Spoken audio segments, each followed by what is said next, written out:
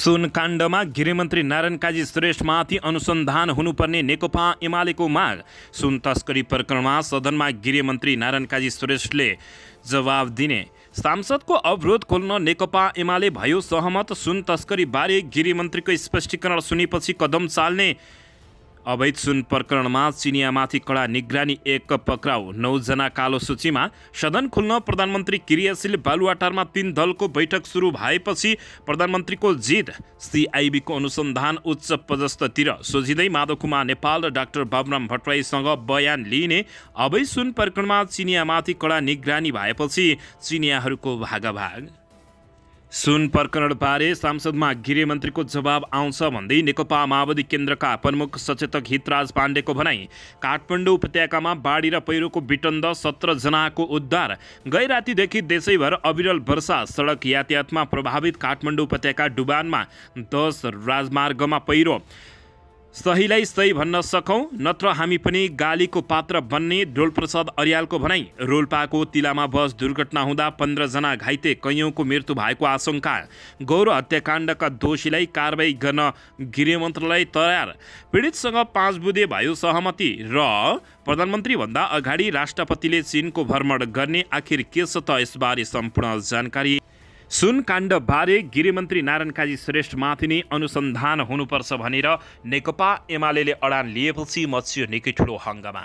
अब हेर्नुहोस् पुरा समाचार। दर्शकबिन नमस्कार, तपाईहरू यति बेला युवा नेपाली युट्युब च्यानल हेर्दै हुनुहुन्छ। दर्शकबिन यदि हाम्रो च्यानल युवा नेपालीसँग जे पनि सब्सक्राइब गरेर जोडिनु भएको छैन भने सब्सक्राइब गरी जोडिनुहोला। साथमै सँगै रहेको बेल आइकनलाई दबाउन पनि नभुल्नुहोला। दर्शकबिन तपाईहरूले हामीलाई कहाँदेखि हेर्दै हुनुहुन्छ, कस्तो अवस्थामा हेर्दै हुनुहुन्छ, देशदेखि हेर्दै हुनुहुन्छ या विदेशदेखि हेर्दै हुनुहुन्छ।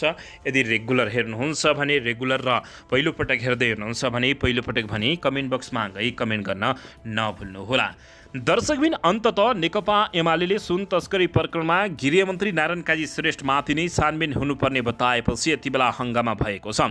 मङ्गलबार बिहान प्रधानमन्त्रीको सरकारी निवास बालुवाटारमा सांसदको गतिरोध अन्त्य गर्न बसेको 3 दलका शीर्ष नेताहरूको बैठकपछि नेकपा एमालेका सचेतक महेश बर्तौलाले सुन तस्करी प्रकरणबारे पहिले नै सूचना पाउँदा पनि गृहमन्त्री श्रेष्ठ मुख दर्शक भएको आरोप लगाएका छन्। राजस्व अनुसन्धान विभागले सुन तस्करी हुँदैछ भनेर पहिला नै प्रधानमन्त्री पुष्पकमल दाहाल प्रचण्डलाई सूचना आएको भनेको छ। उनले प्रश्न गरेका छन्, प्रधानमन्त्रीलाई सूचना आउँदा गृहमन्त्रीलाई थाहा हुन्छ कि हुँदैन, अर्थमन्त्रीलाई थाहा हुन्छ कि हुँदैन, यसकारण गृहमन्त्रीमाथि छानबिन हुनुपर्ने उनले बताएका छन्। दर्शकबिन यसैबीच सुन तस्करी प्रकरणमा सदनमा गृहमन्त्रीले जवाब दिने भएका छन्। उपप्रधान तथा गृहमन्त्री नारायण काजी श्रेष्ठले क्विन्टल सुन प्रकरणबारे सदनमा जवाब दिने भएका हुन्। आज दिउँसो 3 बजे बस्ने प्रतिनिधि सभाको बैठकमा गृहमन्त्रीले जवाब दिने नेकपा माओवादी केन्द्रका प्रमुख सचेतक हितराज पाण्डेले जानकारी दिएका हुन्।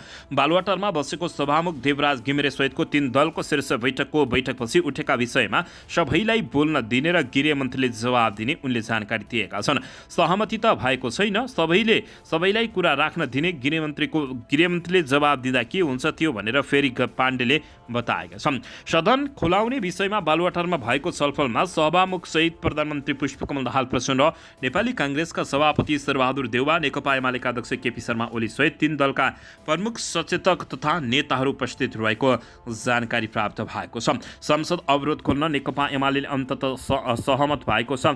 सुन तस्करीबारे गृहमन्त्रीले स्पष्टीकरण सुनेपछि थप कदम चाल्ने नेकपा एमाले बताएको हो। दर्शकबिन नेकपा एमाले प्रतिनिधि सभाको बैठक चल्ने दिने भएको छ।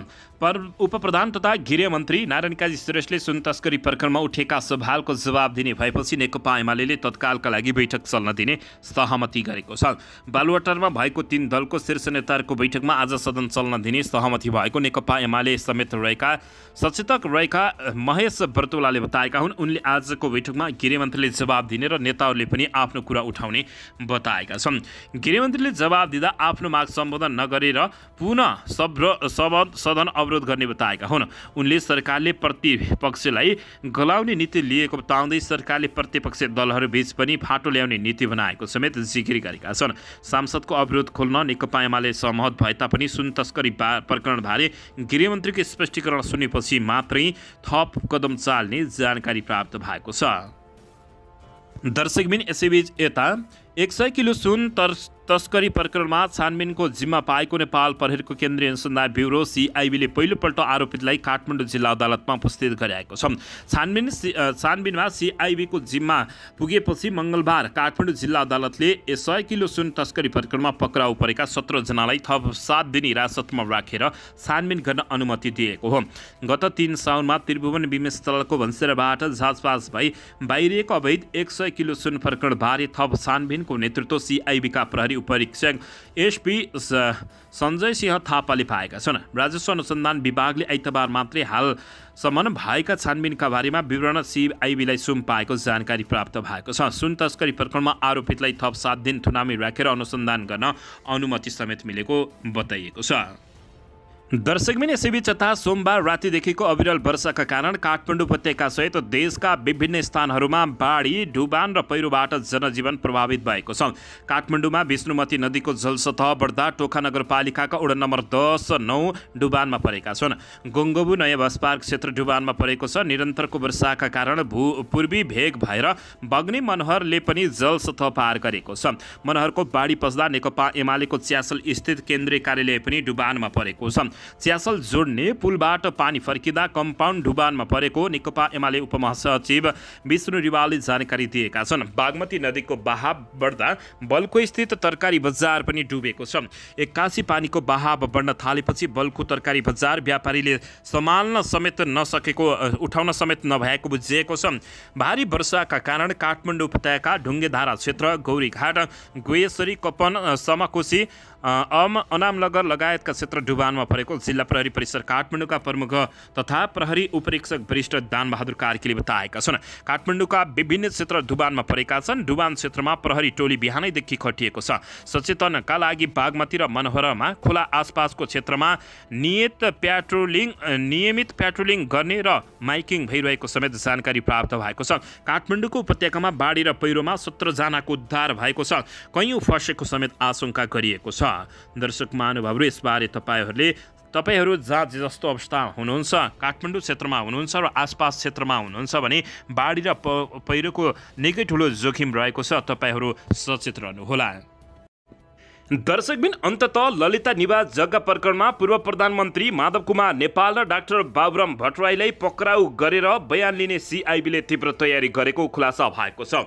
सर्वोच्च अदालतको पछिल्लो आदेशसँगै ललिता निवास जग्गा हिनामिनाको अनुसन्धान उच्च पदस्थमाथि केन्द्रित भएको छ। प्रहरीको केन्द्रीय अनुसन्धान ब्युरो CIB ले पूर्व प्रधानमन्त्री द्वय माधव कुमार नेपाल र डाक्टर बाबुराम भट्टराईसँग पनि बयान लिने तयारी गरेको हो। सर्वोच्च अदालतले आइतबार मन्त्री परिषदका निर्णय तथा निर्णयकर्तामाथि पनि अनुसन्धान आदेश दिएको थियो। सोही अनुसार पूर्व प्रधानमन्त्रीहरूको बयान लिने तयारी भएको हो। अदालतको आदेशमाथि परामर्श गरिरहेका छौँ। CIB का एक उच्च अधिकारीले भने बयान सबैको लिनै पर्दछ भन्ने छ। मुद्दा दायरको हकमा संलग्नता अनुसार निर्णय हुने उनले बताएका हुन्। दर्शकबिन सर्वोच्च अदालतको आदेशपछि सोमबार महाधिवक्ता डाक्टर दीनानाथ मणि पोखरेल र प्रहरी महानिरीक्षक वसन्त बहादुर कुँवर लगायतका अधिकारीबीच उच्च पदस्थको बयान लिने र थप प्रमाण खोज्ने विषयमा छलफल भएको थियो। CIB ले हाल लिखित कृत्यमा संलग्नमाथि अनुसन्धान केन्द्रित गरेको छ। लिखित कृत्य गरी मन्त्री परिषदलाई झुक्काइएको अहिलेसम्मको CIB अनुसन्धानको निष्कर्ष रहेको छ। त्यसमा तत्कालीन मन्त्रीसम्मका व्यक्तिको संलग्नता देखिएको आधारमा CIB ले अनुसन्धान गरिरहेको छ। तर अनुसन्धान प्रतिवेदनमा नीतिगत निर्णयमा संलग्नमाथि अनुसन्धान नगरेको भन्दै अदालतले प्रश्न उठाएपछि CIB समस्यामा परेको छ।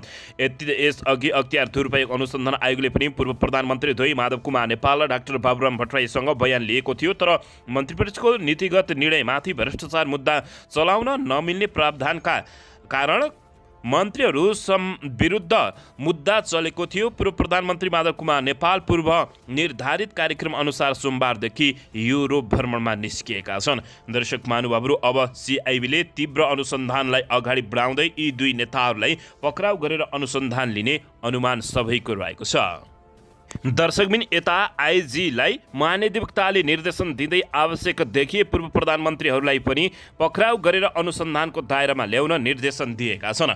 बालुवाटार स्थित ललिता निवासको सरकारी जग्गा इनामिना प्रकरणका विषयमा महानिधिवक्ता दीनानाथ मणि पोखरेल र नेपाल प्रहरीका आइजिपी वसन्त बहादुर कुँवरबीच छलफल भएको हो।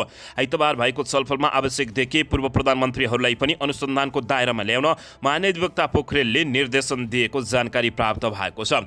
यो सँगै अब पूर्व प्रधानमन्त्री द्वय माधव कुमार नेपाल र डाक्टर बाबुराम भट्टराई पक्राउ पर्ने